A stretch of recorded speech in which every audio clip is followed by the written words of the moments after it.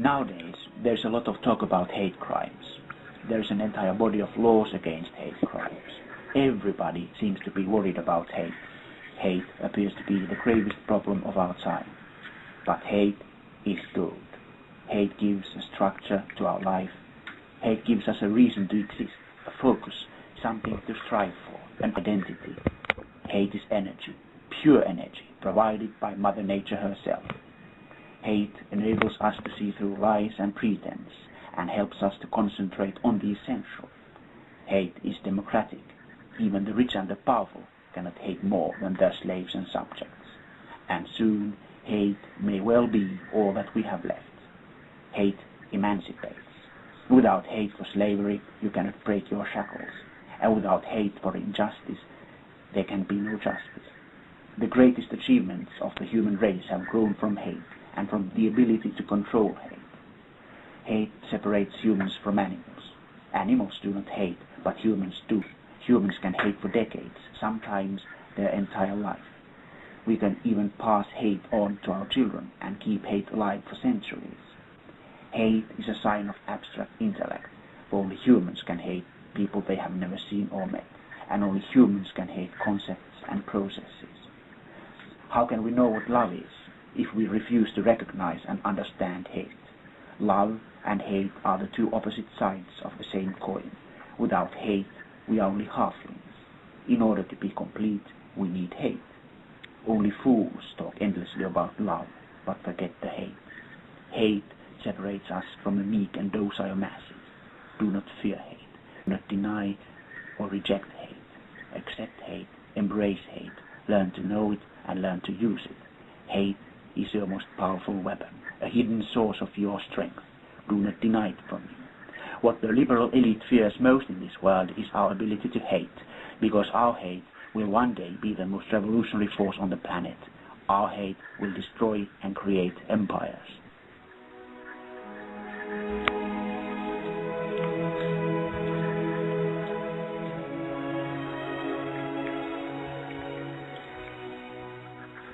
Welcome to the Blitzkrieg broadcast here on Renegade Broadcasting. This is your host, Kyle Hunt. It is April 8th, 2013.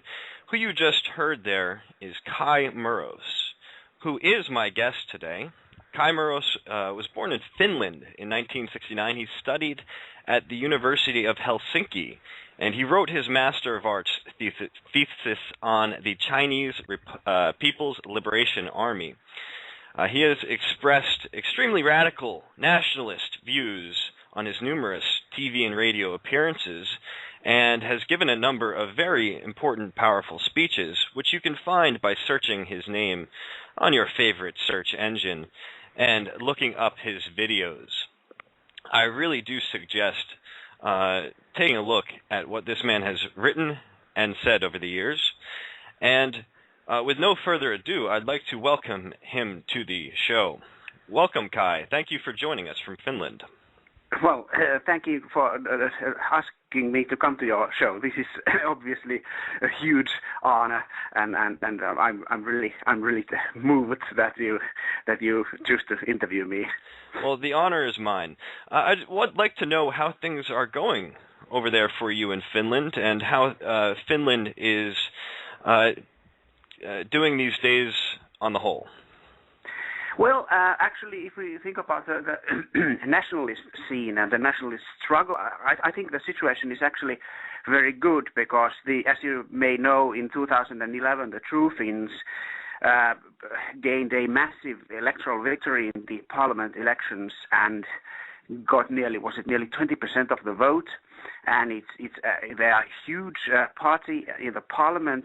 And what I'm particularly happy is that the party is still, even in every poll, they are still doing well.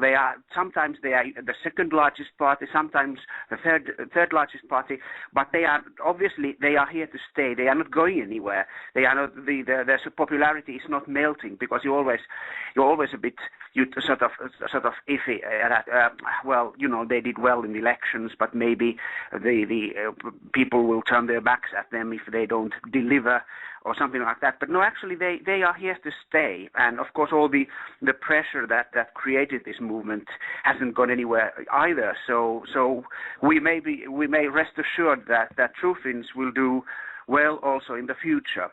Now, let's talk about the pressure that has created that environment. What's going on there? Is there a massive amount of immigration that is happening in your lands? And are the politicians incredibly corrupt, stealing all of your money and submitting you to international powers? Yes, well, there is obviously the American sort of foreigners coming to our country from the third world. That is true, but still, I would say that it's not at all as massive as it is in let's say in Sweden or Norway or in Central Europe. So in that respect, the situation is not actually that hopeless. And actually, what I was so surprised that the True Finns got such a massive landslide victory already at this stage. I mean, it's not like in France or like in Britain where you have like more than 10% of the entire population foreigners. No, actually in Finland, yeah, even a small number of immigration already managed to start this sort of landslide movement. So I've been thinking that maybe Finns have this sort of atavistic will to survive still very strong, and we get annoyed even with lesser amounts of immigrants. But of course they are coming, that's for sure, and our politicians are truly corrupt. And they are not only opening our borders to mass immigration, but also giving all our money to European Union. So it's the same thing as almost everywhere in Europe. But Finns are sort of we get angrier much easier than most Europeans, and I'm actually quite proud of that. Yes, that is very good to hear. Over here in the United States, we have a lot of media-indoctrinated, self-hating white people who are actually on the side of the immigrants coming in and taking our wealth, or being given our wealth, rather. So that's not really as prevalent with the Finns? Oh, definitely it is just as prevalent. I mean, let's face it, the middle class, which usually seem to be total idiots, and especially those who go to the universities or work in the media, I mean, they're all idiots, no matter where you go to France or Spain or United States or Ireland, they're all the same everywhere. And so it is in Finland. And I would say that there's a sort of struggle going on in the media and in the public debate over these matters.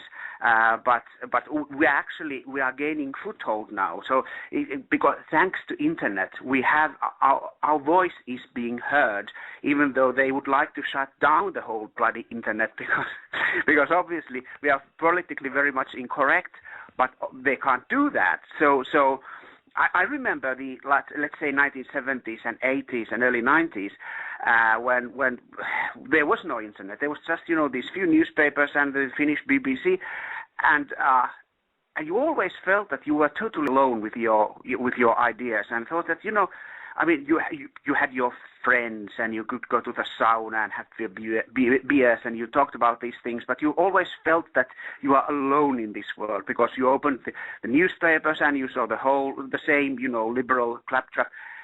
But thanks to internet, we suddenly realized that there are like 3 or 4 million of us, and that has changed. So they can't shut us up, and whenever they make a mistake,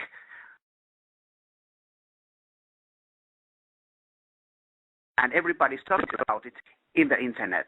So we have an outlet. We can actually talk about these things, and the internet is the medium which will actually make the nationalist movement grow stronger and stronger every year.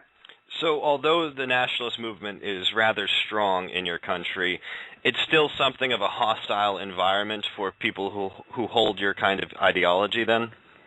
Yes, definitely, because the elite and the media and the newspapers, they are totally against any sort of, let's say, sort of a radical nationalism. They are willing to tolerate the True Finns, and especially the chairman, because he claims that he's a populist. And so they have to accept that, okay, true Finns are not going in. The chairman and the official party line is populism, not nationalism. So it's like, okay, we can live with that. But then there are those bad guys within the movement who are nationalists and racists and real bad people. And so it's sort of the attitude of the media towards the true Finns is sort of confusing, because they sort of have to live with them, but then they are always afraid that there's so much, nationalism, radical nationalism within the movement, and how can you contain that? But this is a still very much hostile environment towards nationalism, because the media and especially the academia, universities are still in the hands of the leftist green liberals. Well, the same shit that you have in the United States. Yes. Let's get into this concept of nationalism. A few weeks ago, I had Dr. Tom Sunic on the show, who interviewed you before in the past on the Voice of Reason Radio Network, which I thought was a great interview. But he and I were discussing how nationalism in European countries is a bit different than American nationalism, which almost implies white nationalism, whereas in Europe, nationalism is very much based upon the country in which someone lives. Yes. This is the massive difference between United States and Europe, and I believe that it's very difficult sometimes for Americans to understand the logic in Europe, because after all, we have experienced so many wars, and we have been butchering each other for centuries. All states in Europe, they grew out of this bloody competition, and in the United States, as far as I understand, white people sort of lump together. You have blacks and you have the whites, and then you have the Hispanics. But when you come to Europe, you have Poles, you have Germans, you have Russians, and they all have their long traditions and their very long memory, and usually you don't have to talk very long with people when they suddenly start remembering all the wrongs that have been done to their people, and that the border is always in the wrong place. So all these wounds, they run deep, and the historical memory the collective memory is it's very difficult to deal with, because mostly Europeans have always hated each other.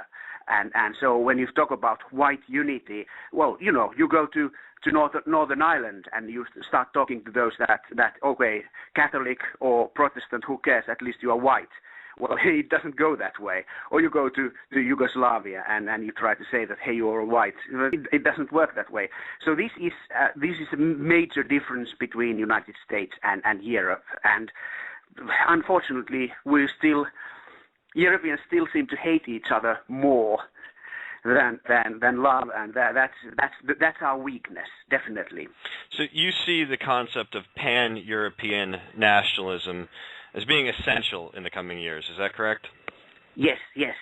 And the only way we are ever going to develop a sense of pan-Europeanism comes from the fact that we are now, for the first time, really under attack as a collective civilization.